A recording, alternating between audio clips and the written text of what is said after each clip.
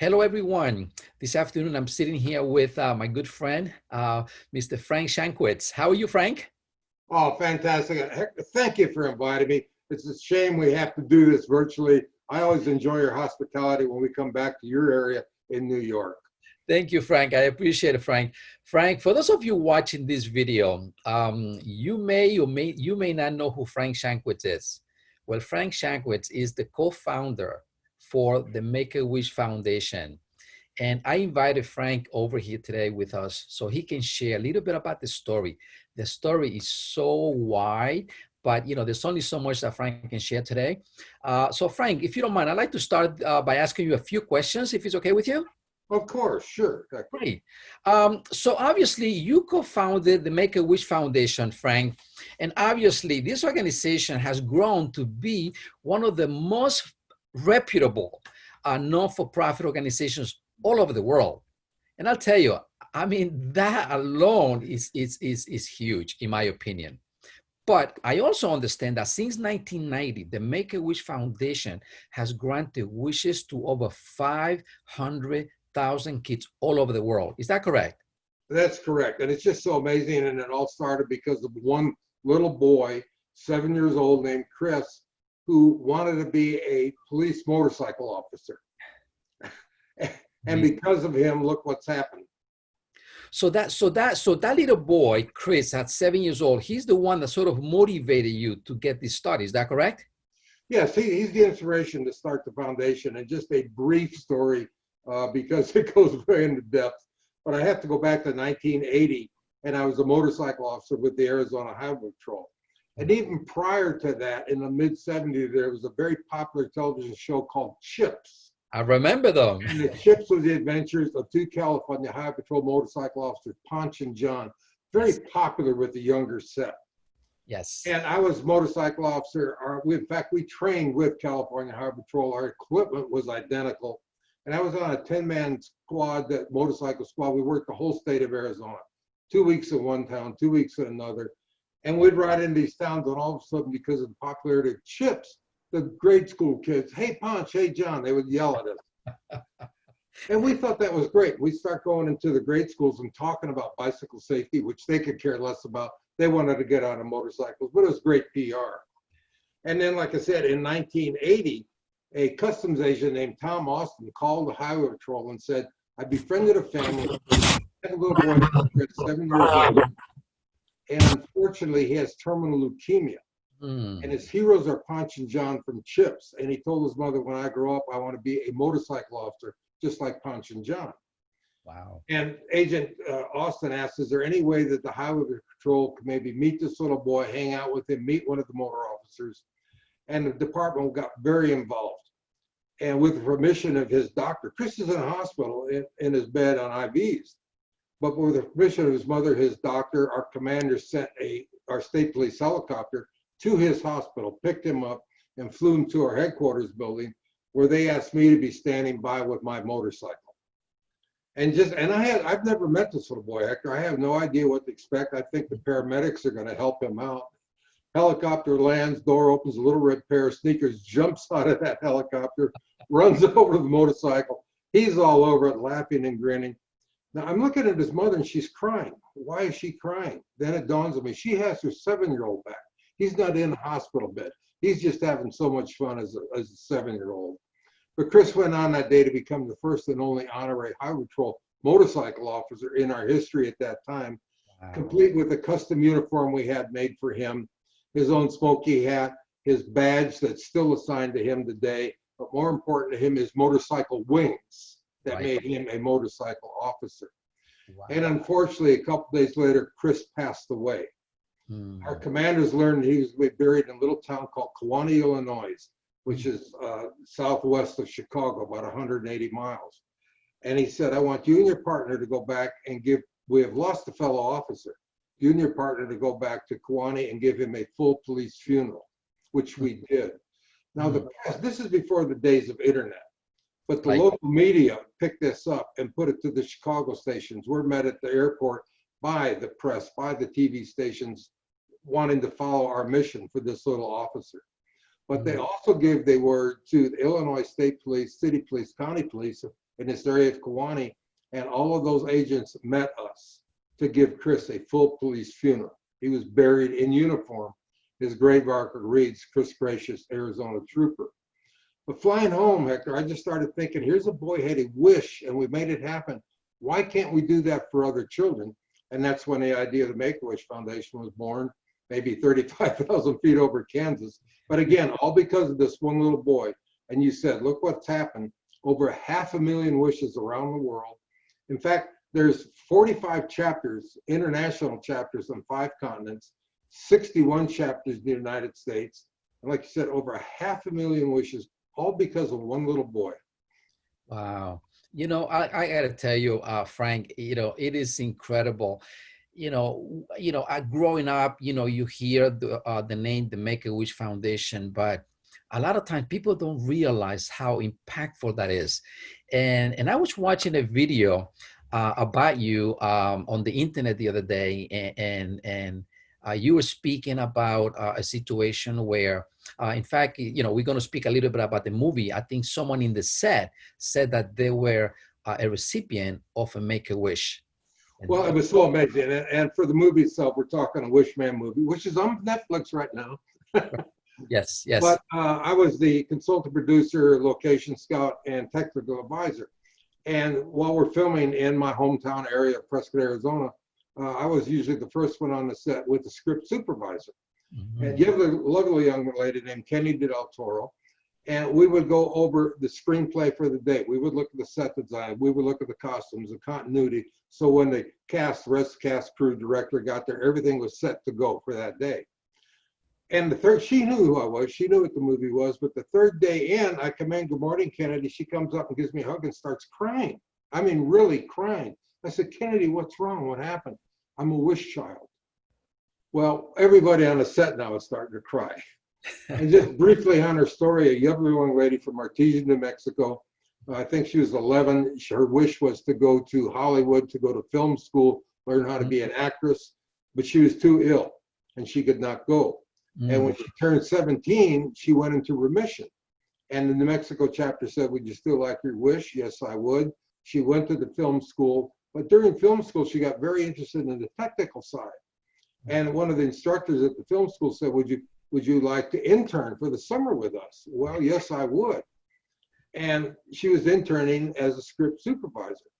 One day, the script regular didn't come in. He said, you know the job, do it. The next day, she didn't come in again. You know the job. In fact, you're hired, she's fired. This young lady is all over the world. We stay in so close contact. And I made sure that she was one of my special guests during the premiere. In fact, it was yesterday, 1 year ago in Hollywood. That is a full circle of that Make-A-Wish. What a connection right there. Well, Frank, you and I met in 2015.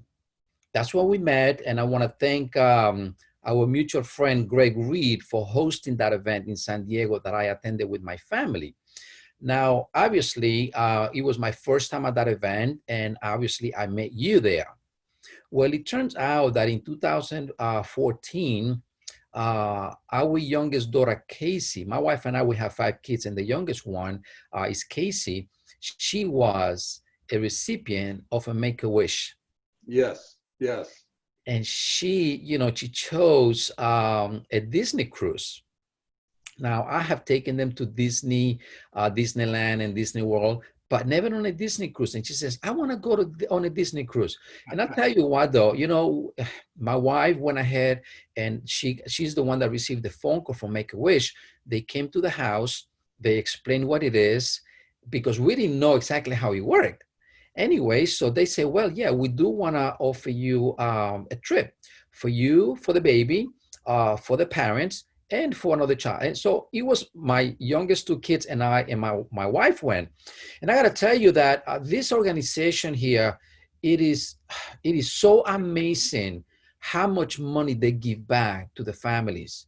It was incredible. So, my family is a recipient here, Frank, of a Make-A-Wish. So I know what this is like. So it really has a spot in my heart. So for those people watching, I'm sure that, the more you speak out the Make-A-Wish Foundation, there is someone that you have come across or know that has been a recipient, right? Is that Oh, right? I meet them all the time, Everywhere. especially in my speaking engagements. And my meet and greets after are usually 2 hours.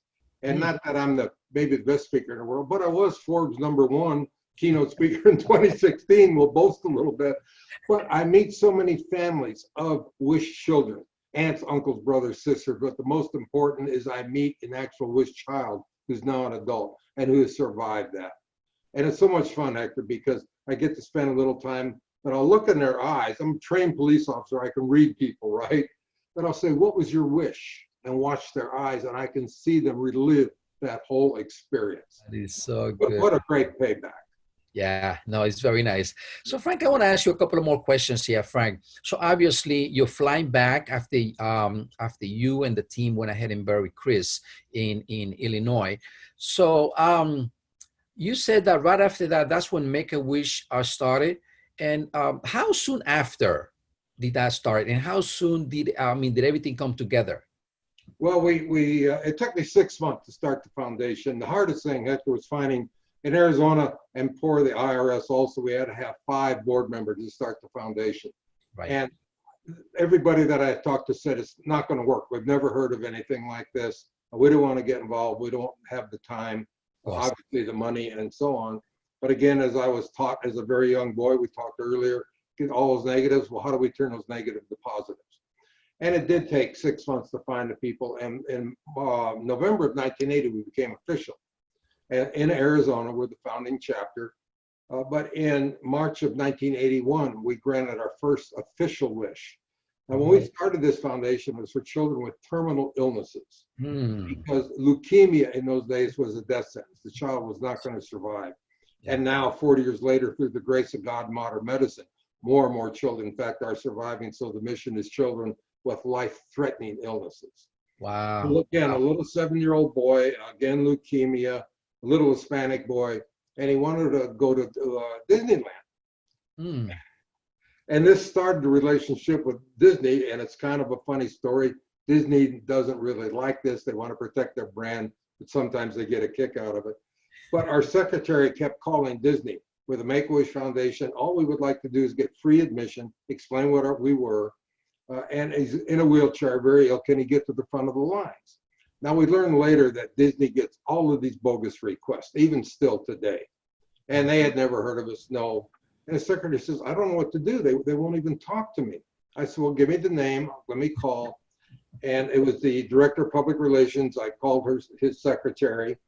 And I didn't identify myself as Frank Shankwitz, president and CEO of the Make-A-Wish Foundation. I said, this is Officer Frank Shankwitz, Arizona Highway Patrol.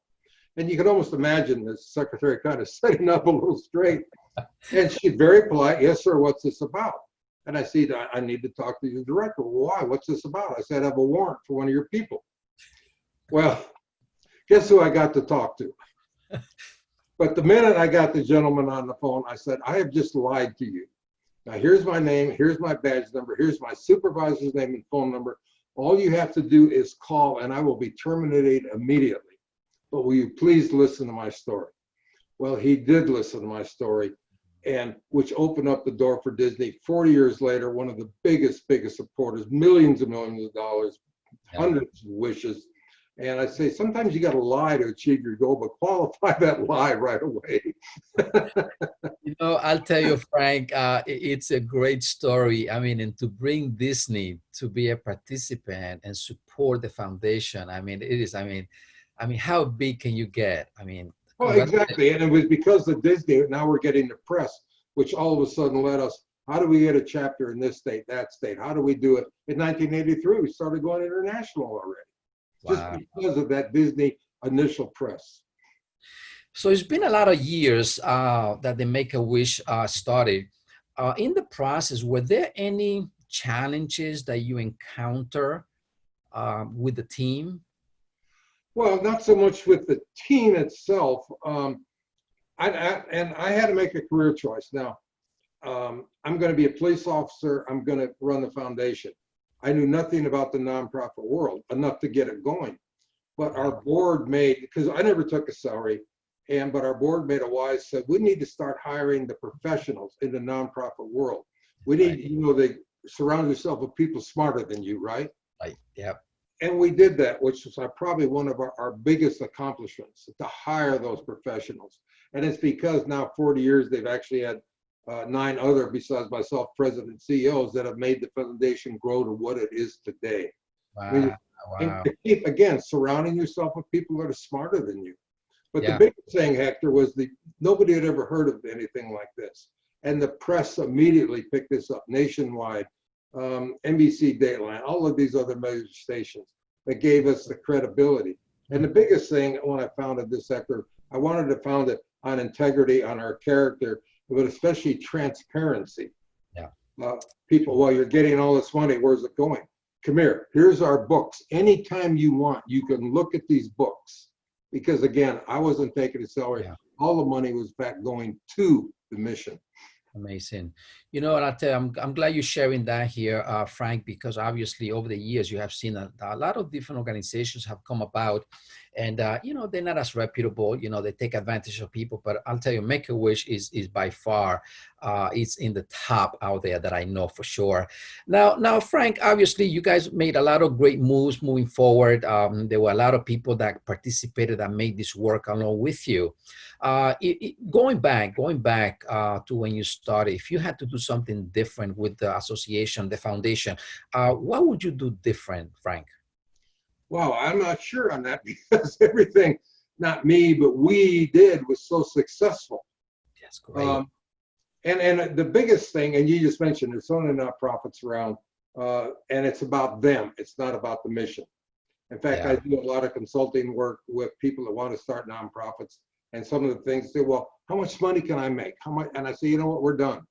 It's not about the mission, it's about you. And that's what we were so successful for, Hector, is we made it about the mission. It was never about us. And I get all of these awards and everything. So wait a minute.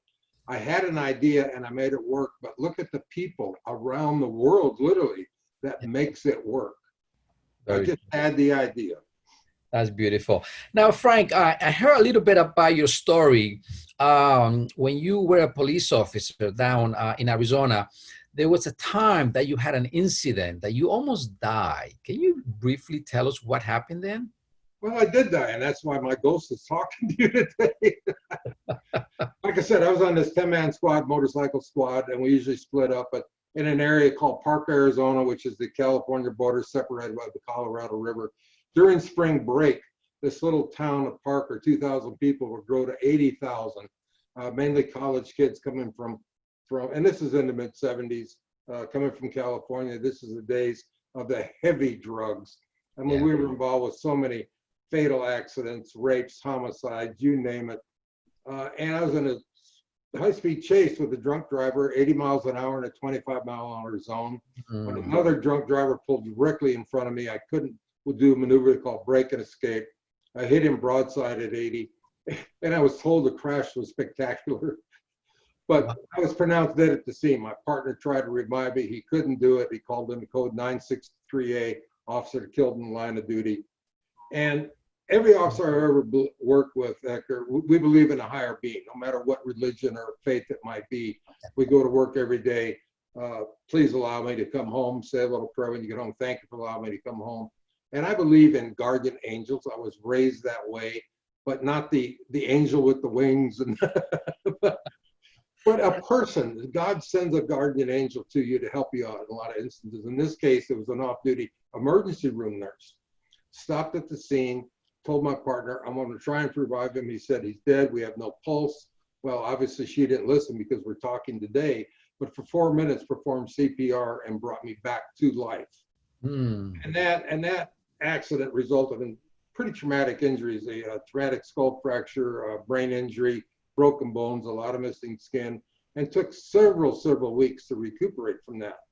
But during counseling, also to make sure my head was right, to go back to work, the final thing the counselor said to me was, Frank, God spared you, you died that day, and God spared you for a reason. Now it's up to you to find that reason.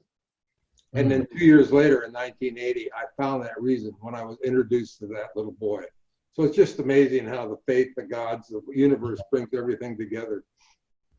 So we are here for a reason, Frank. Yes, yes. God Right? put us here for a reason.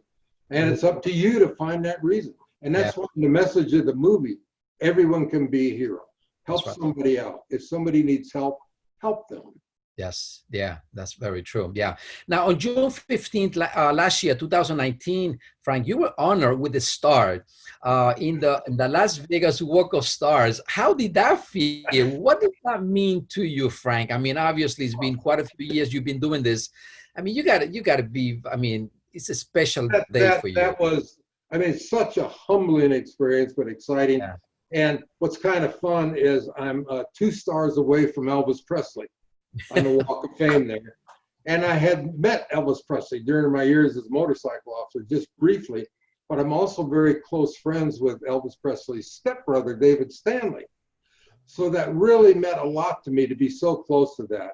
But it's not just this little thing, it's this big giant star right in front of the Paris Hotel, folks, on the Las Vegas Strip.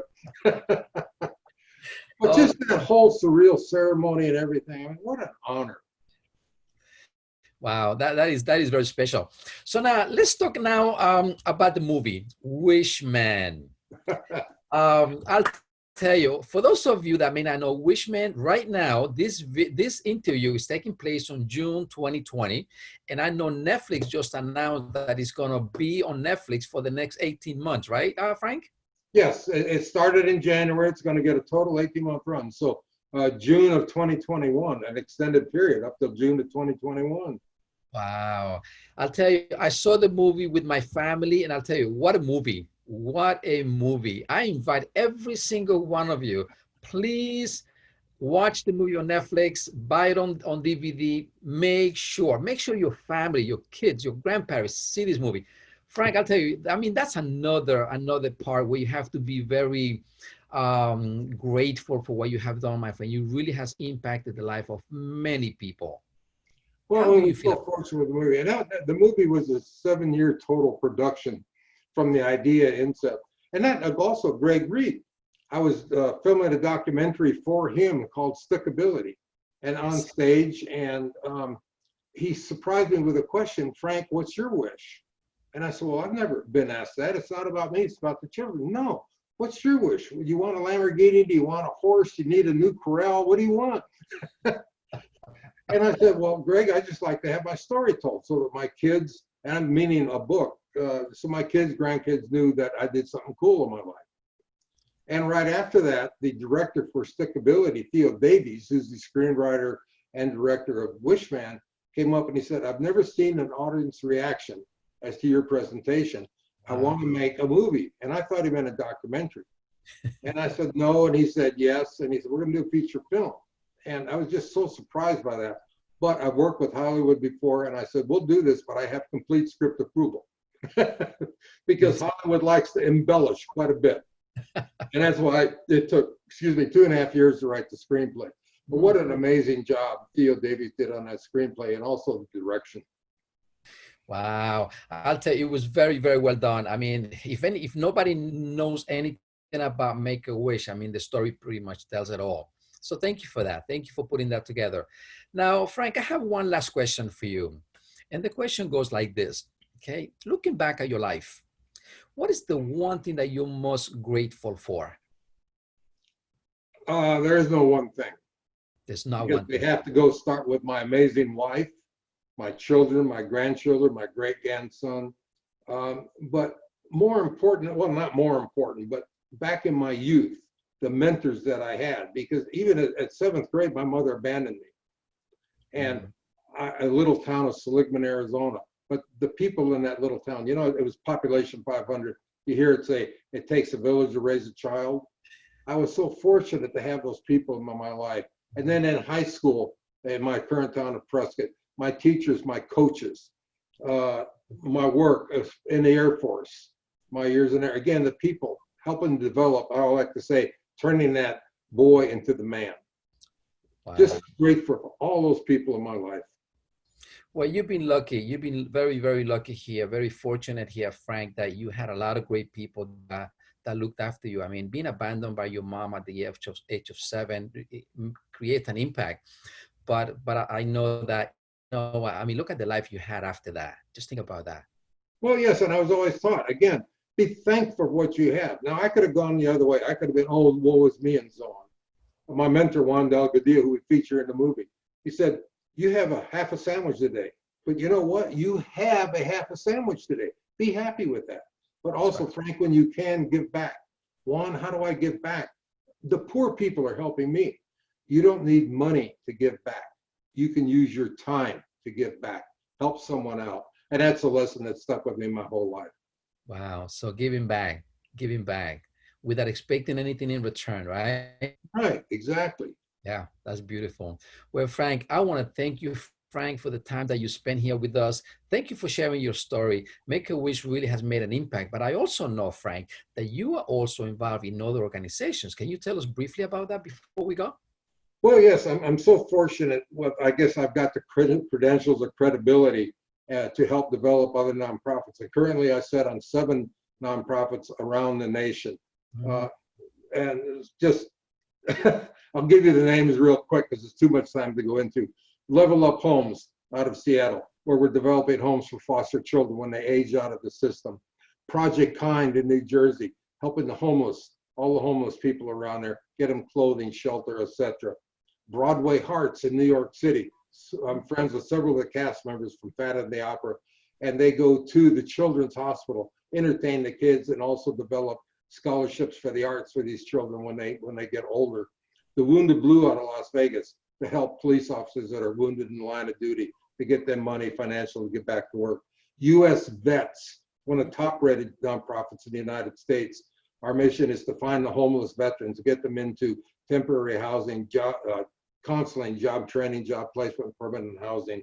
The Rugby Foundation out of Las Vegas, this is a new one, this is fun, where we get the kids involved with the sport of rugby, but also get them involved with how to give back to the community, how to respect first responders around the world. This is worldwide. Yeah. A Safe Beat out of Georgia, where children aren't aware of they have heart problems in sports and so on. So many children are dying. They get the coaches, the schools know about that. And this is a fun, I'm the only male member on the board of the Women of Global Change.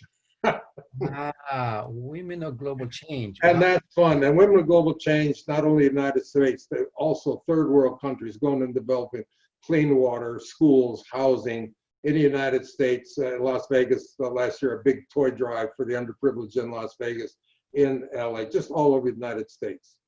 Wow, Frank, my goodness. So here's the question. How do you find the time to do all of that?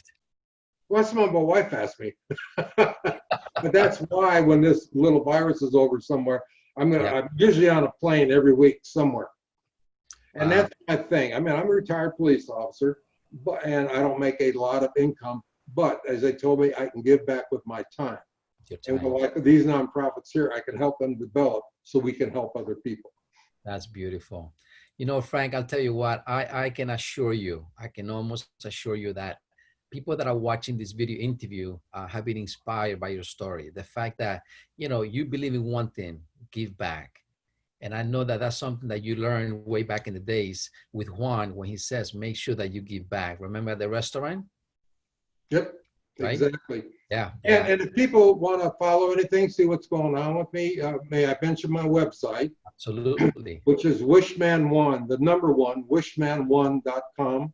You can follow my schedule where we're going, and also available on the website is autographed copies of the movie DVD and my book, Wishman.